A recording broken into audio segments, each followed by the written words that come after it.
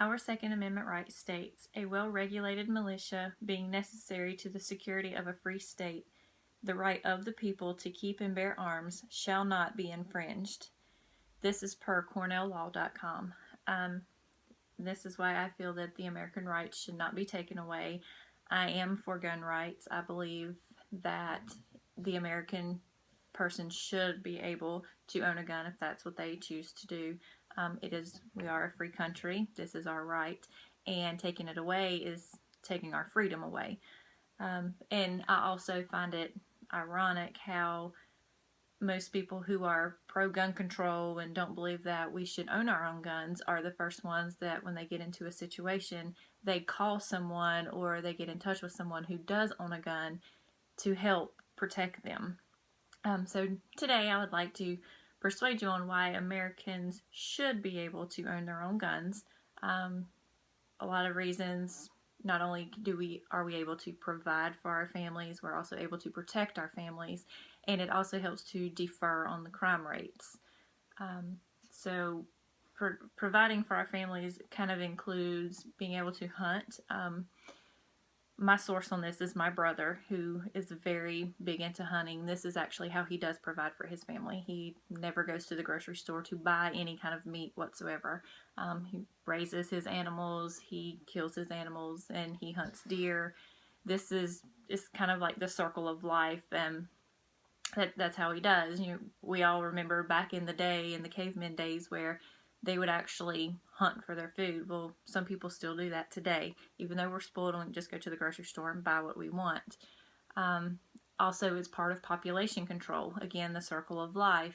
You don't want, a lot of times people, speaking of deer hunting, they were overrun by deer, so they're okay with shooting more than the allotted amount that are allowed every year. So it just kind of all plays out and it all works out. But although, having the right to bear our own guns and firearms, providing for our families, we're also able to protect our families and use them as self-defense. If someone breaks into your home with they could be armed, they could be dangerous, they could have a firearm, and if you don't have any in your house, how are you going to protect yourself? So we call the cops, usually if something happens, who own a gun and who have guns that come to help protect us. So, it can be something as simple as also being in public. You could be at the bank, you could be at the gas station, someone could come up and rob you. You never know.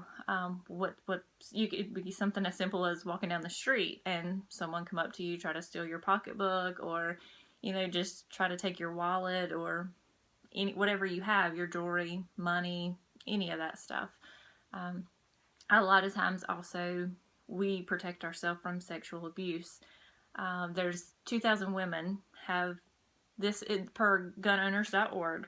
There have been 200,000 women per year who defend themselves from sexual abuse.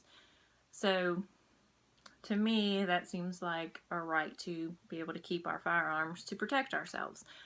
Also, there have been 2.5 million times in a year that have been recorded where innocent people have actually protected themselves from someone with a firearm. So this just being armed and being able to protect yourself, it seems like a logical thing to be able to do. Also, it helps to defer crime rates.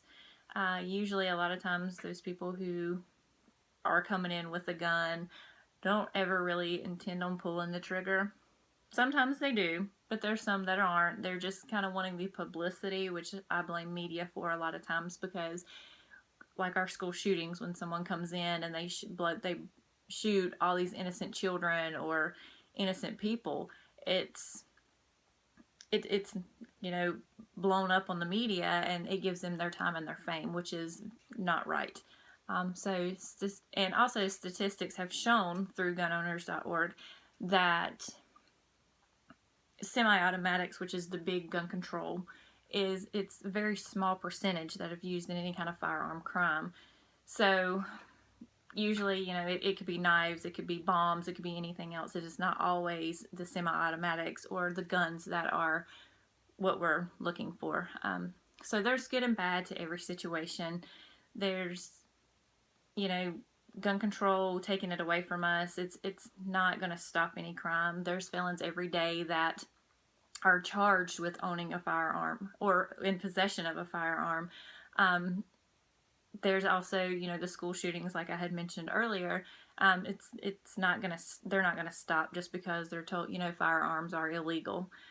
Just like people out here, they make speed limits for a reason, for people not to speed. But 90% of us, if not more, have all had a speeding ticket in our life because we get in that big hurry and we get caught. We just had to speed to get there.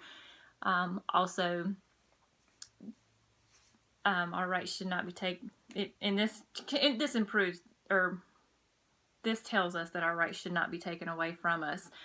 There's a lot of, I agree with having maybe stricter laws like they have done with the DUI situation. Maybe help put that in place of gun control would make more sense. So I do believe that we are a free country. We have had a lot of men and women die for this country to keep our freedom, and I believe that we should keep it that way. And I don't believe that our Second Amendment rights should be taken away from us just for the reason of someone thinking that guns are bad and that they kill people. So hopefully at the end of this I have persuaded you as to why gun control is not the right way to go, but our gun rights are a good way. Thank you.